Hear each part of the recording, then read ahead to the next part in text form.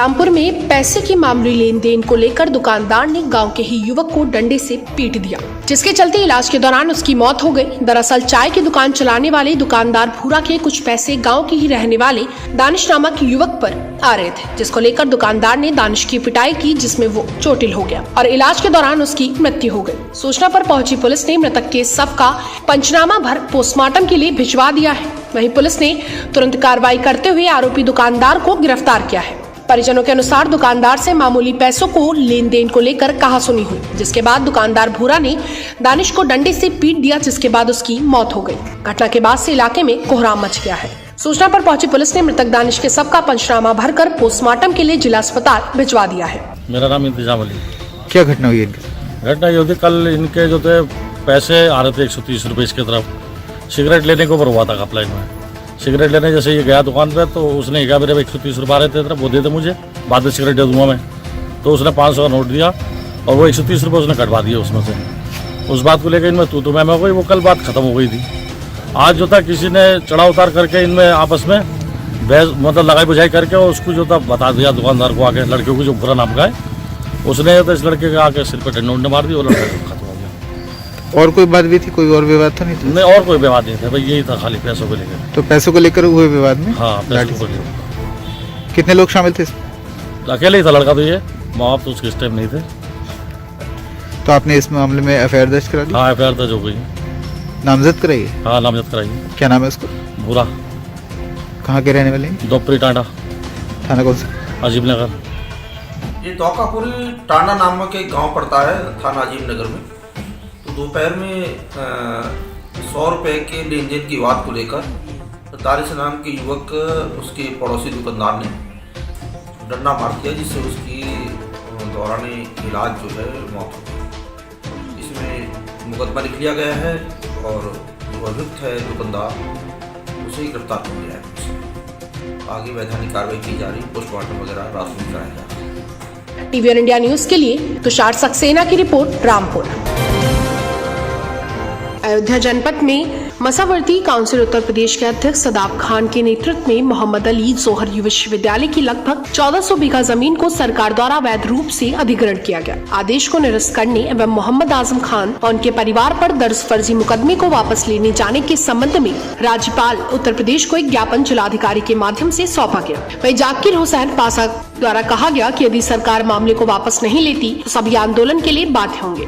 दूसरी तरफ सदाब खान ने कहा कि प्रदेश सरकार की मंशा पर जिला प्रशासन रामपुर द्वारा मोहम्मद अली जोहर विश्वविद्यालय की लगभग 14 बीघा जमीन का जबरन अगर कर लिया गया है। मुक्त विश्वविद्यालय में हजारों की संख्या में हर वर्ग एवं हर समाज की छात्र शिक्षा ग्रहण करते हैं। न सिर्फ उत्तर प्रदेश बल्कि पूरे हिंदुस्तान के बाहर भी अजीब पहचान रखने वाली शैक्षिक संस्थान मोहम्मद अली जोहर विश्वविद्यालय पिछले कई महीनों से नफरत और देश भावना तथा राजनीति का शिकार हो रहा है। ज्ञापन सौंपने वालों में मुख्य रूप से शोएब खान, जिला अध्यक्ष युवा मोहम्मद शहबाज लगीन, मोहम्मद अली नौसाद, पार्षद आदि लोग उपस्थित रहे। ये मांगे है जिस तरीके से ये सरकार आजम साहब जी के परिवार पर उत्पीड़न कर रही है और जो वो यूनिवर्सिटी बनी है वहाँ पढ़ाई के लिए बनी है, ये सरकार पढ़ाई और नौजवानों के खिलाफ है। हर तरीके से नौजवानों और यूनिवर्सिटी को तोड़ के वो ये साबित करना चाहती है कि सब फिर से गुलाम बन जाए और हम गुलाम बन के इस देश की गुलामी करें। मांगे नहीं मांगी जाती है तो हमारे सब यहाँ गार्जियन स्वरूप चाचा जी लोग हैं, हम लोग इसके माध्यम से एक धरना प्रदर्शन करके एक बड़ा आंदोलन करेंगे। अगर ये सब चीज़ें नहीं रुकी जाती है तो हम छात्र नौजवान रोड पे आके बहुत बड़ा संघर्ष करेंगे। ये सरकार आई है, ये लगातार शिक्षण संस्थानों को निशाना बना रही है, जिसके क्रम में 1400 बीघा ज़मीन का अधिग्रहण करने का काम लगभग हो चुका है अवैध तरीके से। हमारी मांग है हिंदुस्तान में जितनी भी यूनिवर्सिटियां बनी हुई हैं, जितने भी शैक्षणिक इदारे बने हुए हैं, सब सरकारों के सहयोग से ही बनते हैं। किसी के पास भी इतने संसाधन नहीं हैं कि वो अपनी निजी संपत्ति या अपने निजी पैसे से जो है कोई भी जो है शैक्षणिक इदारा या यूनिवर्सिटी बना सके। आज सरकार एक ऐसी नज़ीर पेश कर रही है 1400 बीघा ज़मीन को वापस लेके सिर्फ राजनीतिक बुनियाद पे, राजनीतिक रंजिश की बिना के ऊपर उस मोहम्मद अली जौहर यूनिवर्सिटी को ख़त्म करना चाहती है, जो कि जंग आज़ादी के मुजाहिद के नाम के ऊपर वो बनी हुई है। मेरा ये कहना है कि अगर जिस तरीके से मोहम्मद अली जौहर यूनिवर्सिटी को रंजिश के आधार के ऊपर ख़त्म करने का प्रयास किया जा रहा है, तो आने वाले वक्त में हिंदुस्तान में जितनी भी यूनिवर्सिटियां बनी हुई हैं, चाहे वो बनारस हिंदू विश्वविद्यालय हो, चाहे वो जामिया हो, चाहे वो लखनऊ का कोई विश्वविद्यालय हो, चाहे देश का कोई भी विश्वविद्यालय है, वो कल को बाकी नहीं रहेगा। आने वाली सरकारें अपनी अपनी ज़मीन की वापसी की मांग करेंगी, जो उन्होंने अनुदान के रूप में दी हुई हैं, जो उन्होंने सहायता के रूप में दी हुई हैं। हम लोग आज राज्यपाल को महोदय को ये जिलाधिकारी के माध्यम से ज्ञापन देने आए हैं और ये मांग करते हैं कि उनका जो राजनीतिक उत्पीड़न किया जा रहा है, जो परिवार का उत्पीड़न किया जा रहा है, 11 महीने से उनको जेल में रखा गया है, लगातार जो तबाह करने की साजिशें हो रही हैं, इसको राज्यपाल और राष्ट्रपति स्वयं संज्ञान में लें और संबंधित अधिकारियों के विरुद्ध कठोरात्मक कार्रवाई करते हुए तमाम मुकदमे हटाए जाएं। कसूर सिर्फ इतना है कि उन्होंने एक आलीशान एशिया की बहुत बड़ी यूनिवर्सिटी बनवाई है, मात्र इतना ही कसूर है और इस कसूर की सज़ा उनका पूरा परिवार आज जेल में रह रहा है। अभी उनकी पत्नी जो विधायक हैं वो अभी छूटी हैं। आज़म साहब देश की सबसे बड़ी पंचायत के दोनों सदनों के सदस्य, एक के रह चुके हैं, एक के वर्तमान में हैं। 9 से 10 मरतबा उत्तर प्रदेश का प्रतिनिधित्व कर चुके हैं, कई बार कैबिनेट मिनिस्टर रह चुके हैं और उसके बाद उनके साथ जो एक अपराधी के साथ सलूक किया जाता है वो ये प्रदेश की सरकार कर रही है। हम लोगों ने आज राज्यपाल महोदया को नाम ये ज्ञापन दिया है और उसमें यही कहा गया है कि आज़म साहब के ऊपर हो रहे जुल्म अत्याचार को समाप्त किया जाए, उनकी यूनिवर्सिटी को बहाल किया जाए और जो फर्जी धाराएं उनके ऊपर लगाई गई हैं उनको हटाया जाए। टीवी इंडिया न्यूज के लिए सुबोध श्रीवास्तव की रिपोर्ट, अयोध्या। अयोध्या जनपद के क्षेत्र प्रबंधक उत्तर प्रदेश परिवहन निगम अयोध्या क्षेत्र नेककार ITI आउटसोर्सिंग कर्मियों ने वेतन में कटौती किस आधार पर की जा रही है एवं कर्मचारियों की पूरी ड्यूटी करने के पश्चात भी इनके वेतन से 40% की कटौती करते हुए वेतन समय से नहीं दिया जा रहा है। ऐसे तमाम समस्याओं को लेकर रोडवेज परिसर में जमकर हंगामे के साथ आउटसोर्सिंग के कर्मचारियों ने विरोध भी किया। काफी देर तक ये चलता रहा। इस बीच कई चक्र क्षेत्र प्रबंधक एवं अन्य रोडवेज के अधिकारियों से वार्ता की गई, उसके बाद भी हल नहीं निकला। आउटसोर्सिंग के लोगों से बात की गई, उन्होंने कहा कि वे लोग दिन रात मेहनत करते हैं, इसके बाद भी उनको वेतन नहीं दिया जा रहा है। लोगों के जीवन में काफी घटनाएं हो रही हैं। जिन कार्मिकों का अनुबंधन समाप्त हो जाता है उनका नवीनीकरण नहीं हो रहा है। जब तक उनकी मांगे क्षेत्र प्रबंधक नहीं मानेंगे तब तक वे लोग इसी तरह आंदोलन करते रहेंगे। रात में ब्रेक डाउन जाते थे, अपने बाइक से जाते थे, 1 पैसा तेल का नहीं देते, तभी वेतन काट लिए। जो ठेकेदार लिए हैं धुलाई वाला, वो सफाई हम लोग से करवाते हैं। फोरमैन लोग धमकी देते हैं, बताते हैं वहाँ सब्जीत वर्मा जी जो हैं वो कानून बताते हैं कि जाओ वहाँ काम करवाओ। सफाई हम लोग करने नहीं आए, हम लोग गाड़ी का काम करेंगे, लाइट इलेक्ट्रीशियन है, लाइट का काम करेंगे। प्लस हम लोग को फोरमैन के द्वारा धमकी दिया जाता है कि एब्सेंट कर दिए जाओगे, इसीलिए हम लोग से नाली और ये कचरा धुलाई वाला आता नहीं है। हमारी जितना मांगे हो पूरी की जाए। वेतन कट रही है और ये अनुबंध खत्म किया जाए। जैसे संविदा ड्राइवर प्रचालक हैं और ये ड्राइवर हैं उनका होता है वैसे, और धुलाई वाले ठेकेदार कभी नहीं आते, फ़ोन कर देते हैं मेरा मुख्यालय में पकड़ है, 1 मिनट। हाँ, अधिकारी नहीं मानते हैं जी, बिल्कुल नहीं मांगते। नियमों का पालन भी नहीं। जैसे वो मुख्यालय कहते हैं जो धुलाई वाले ठेके वाले हैं कि हम मुख्यालय से, अधिकारी लोग उनको डर जाते हैं, पैसा दे देते हैं, वो काम यहाँ सफाई हम लोग से करवाते हैं। हम चाहते हैं कि वो डेली आए यहाँ धुलाई करवाएं। धुलाई अगर मोटर खराब होता है तो धुलाई वाले का पैसा काट लेते हैं, जो 3000 पाता है उसका पैसा काट लेते हैं। वो बताते हैं हमारा मुख्यालय में पकड़ है, तुम्हारा ट्रांसफ़र करवा देंगे। हम लोगों का वेतन नहीं आ रहा है, वेतन आता भी है तो उसमें कटौती करके आ रहा है। हम लोगों से बीच में पूरे महीने भी ड्यूटी नहीं ली गई थी और अब ड्यूटी भी ले रहे हैं तो उसमें वेतन कटौती काट के दे रहे हैं। हम लोगों का रिन्यूअल भी नहीं कर रहे हैं। रिन्यूअल साल में एक बार होता है हम लोगों का, 11 महीने का अनुबंध करते हैं तो रिन्यूअल भी नहीं कर रहे हैं। ऐसे में काफ़ी कटौतियाँ कर रहे हैं और हम लोगों से वो काम कराया जाता है जो हम लोगों के कागज़ में या मुख्यालय के आर्डर में नहीं लिखा है। हम लोग झाड़ी सफाई हुई, नाली सफाई हुई, तमाम काम करवाते रहते हैं। लेकिन हम लोगों ने आज यहाँ पे इकट्ठा हुए हैं, हम लोग शांतिपूर्वक इस आए हैं, अपने आप को धरना प्रदर्शन में रख रहे हैं। अगर हम लोगों की मांगें ना पूरी हुई तो हम लोगों का ये प्रदर्शन आगे भी चलता रहेगा। आप लोग जी नहीं, आरएम साहब आए थे, उन्होंने कहा कि अभी आरएम साहब आए थे, अभी सेवा प्रबंधक जी आएंगी तो उनसे वार्ता होगी। अभी तक तो नहीं आई हैं। नहीं, बिल्कुल नहीं। अभी वो आई नहीं तो हम क्या कह सकते हैं।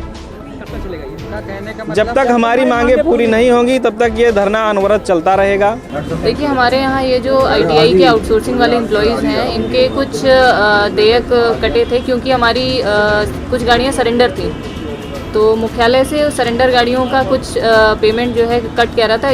उसी अनुपात में यहाँ भी जो ITI के एम्प्लॉयज़ थे उनका भी देयक काटा गया था। अब वर्तमान में वो गाड़ियाँ मुक्त कराई जा रही हैं, तो सभी लोगों से दोबारा काम पे रखा जाएगा और जो भी देयक हैं वो दिए जाएंगे। जो यहाँ पर आंदोलन कर रहे हैं इसमें लोग कैसे क्या करेंगे आप? जैसे ही गाड़ियाँ हमारी जो सरेंडर थी वो मुक्त हो जाती हैं, जितने भी लोग जिनका रिन्यूअल नहीं हुआ है उनको वापस काम पे रख लिया जाएगा। वेतन की बात आ रही है? हाँ, वो वेतन उसी अनुसार कटे थे जो गाड़ियाँ सरेंडर थी, उसी अनुपात में कुछ वेतन कटा था। वो वेतन उसके लिए मुख्यालय से डिमांड की गई है। हमारी गाड़ियाँ जब वापस आ जाएंगी, रिलीज हो जाएंगी इसी महीने के? इस महीने उम्मीद है कि इस महीने से हो जाएगा।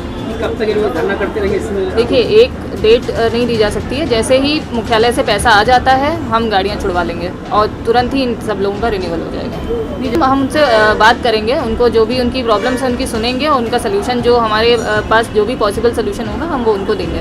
क्या नाम है, क्या पद है आपका? मेरा नाम श्वेता सिंह है, मैं यहाँ पे सेवा प्रबंधक। टीवी इंडिया न्यूज़ के लिए सुबोध श्रीवास्तव की रिपोर्ट, अयोध्या।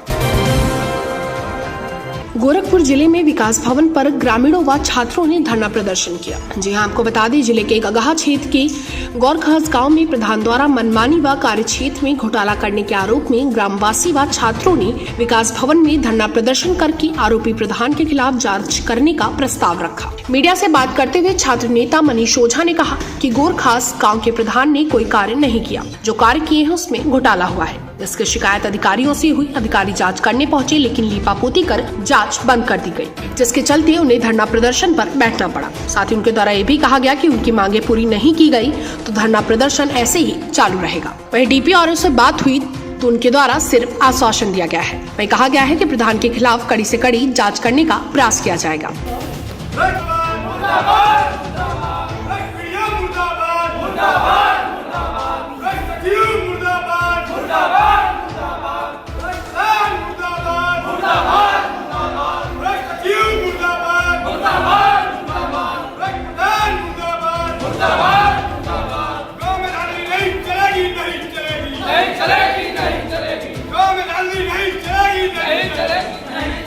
सर, आपके पास समस्या गांव को लेकर के प्रधान के ऊपर ज़्यादा आ रही है गगहा से, उसके बारे में आप क्या कह रहे हैं? ये आज हमें समस्या मतलब जो भी अभी मिली है उनसे मार्फत से कि गौरखास जो गगहा में है जी, उसमें प्रधान के द्वारा वित्तीय अनियमितता की गई है, विकास कार्य में धांधली की गई है। इसकी जांच जो है इन्होंने DSO साहब से कराई गई है। उसको जांच जो रिपोर्ट आई है उसके आगे पे क्या कार्रवाई हुई ये हम लोग देख रहे हैं। इन्होंने फिर से हमें नोटिस दिया है, इसके आधार पर एक हफ्ते में नई जांच टीम बना करके इसके जांच करा कर जो भी नियम संगत कार्रवाई होगी जरूर। इसके पहले गांव वाले कई बार शिकायत कर चुके, उस पर कोई कार्रवाई हुई या नहीं हुई?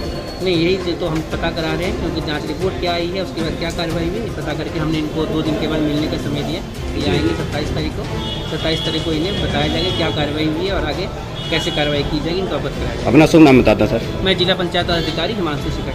मनीष ओझा, छात्र नेता गोरखपुर। जी, आप किस समस्या को लेकर के विकास भवन में धरने पर बैठे हैं? गौरखास के निवासी अमित सिंह जी द्वारा मुझे सूचना मिली कि उनके द्वारा कई बार जांच के लिए आवेदन पत्र दिए गए गोरखपुर विकास भवन में, जिसमें CDO साहब को भी, जिलाधिकारी और जिला पूर्ति अधिकारी को भी दिया गया था मांग पत्र के हमारे गांव में विनोद सिंह नाम के ग्राम प्रधान है गौरखास के, उनके द्वारा धांधली की जा रही है और सरकारी जो रुपए हैं उनका कोई सदुपयोग नहीं किया जा रहा विकास कार्यों में, जिसको लेकर के इन्होंने कई बार आवेदन पत्र दिए। जैसे कि आप देख सकते हैं इतनी मोटी फाइल है, वो पूरी फाइल केवल फाइल में ही दब के रह गई और उस पर कोई कार्रवाई नहीं की गई, जिसको लेकर के आज विकास भवन पे हम लोग CDO साहब के समक्ष एक धरना दिए हैं और धरने के माध्यम से 2 सूत्री मांग पत्र सौंपे हैं कि ग्राम प्रधान, BDO और ग्राम सचिव के खिलाफ तत्काल कार्रवाई की जाए, क्योंकि उन तीनों के द्वारा पैसे का, सरकारी पैसे का दुरुपयोग किया गया, बंदरबाट किया गया, जिसको लेकर के हम लोग आज मांग पत्र सौंपे। अगर इस पर कार्रवाई नहीं की गई, यहाँ पे DPRO साहब ने आश्वासन दिया कि 2 दिन बाद आप सभी आइएगा, हम दिखाएंगे फाइल के मतलब स्टेटस क्या है, कहाँ तक पहुँचा है। अगर हमको अनुकूल लगा तो हम पहुँचेंगे, अगर नहीं तो उसके बाद उग्र आंदोलन भी करने को बाध्य होंगे। इसके पहले आप लोग कितनी बार मतलब DPRO साहब को ज्ञापन वगैरह दे चुके हैं? DPRO साहब को आज पहली बार है, लेकिन जिलाधिकारी, जिला पूर्ति अधिकारी को जांच भी सौंपा गया था, लेकिन वो जांच लिपापोती करके बंद कर दिया फाइल को। इसकी शिकायत आप DPRO साहब से किए हैं? DPRO साहब से हम लोगों ने शिकायत किया। हम लोगों तो आए थे CDO साहब को देने, लेकिन CDO साहब हैं नहीं शहर में, इसलिए DPRO साहब को लोग सौंप के जा रहे हैं। फिर 2 दिन बाद आएंगे। अगर हमें मतलब उचित जवाब नहीं लगेगा तो हम फिर अनिश्चितकालीन धरना देंगे। टीवी इंडिया न्यूज के लिए संगम सिंह की रिपोर्ट, गोरखपुर। जनपद बरेली में नारी शक्ति नारी सम्मान सेवा समिति के अमरोहा जिला अध्यक्ष ने एक बेगुनाह को थाने से आजाद कराया। जनपद हापुड़ के गढ़मुक्तेश्वर के उपाध्याय नगर चैन वाली गली के रहने वाले गेंदालाल पुत्र स्वर्गीय जय भगवान को गढ़मुक्तेश्वर के थाने के SI अमित सिंघम ने जबरदस्ती चोरी के झूठे मुकदमे में कस्टडी में लिया, जिसके चलते अमित दरोगा ने गेंदालाल की चोरी हुई जगह पर ले जाकर गेंदालाल से जबरदस्ती तिजोरी खुलवाकर फोटो खिंचवाने को कहा, जिसके चलते नारी शक्ति नारी सम्मान सेवा समिति की अमरोहा जिला अध्यक्ष निशा वर्मा को अपने संगठन के कुछ महिलाओं को लेकर वो सीधे थाने पहुंचे और बेकसूर को थाने से आजाद करा। टीवी इंडिया न्यूज के लिए सहबार सिद्दीकी की रिपोर्ट, बरेली।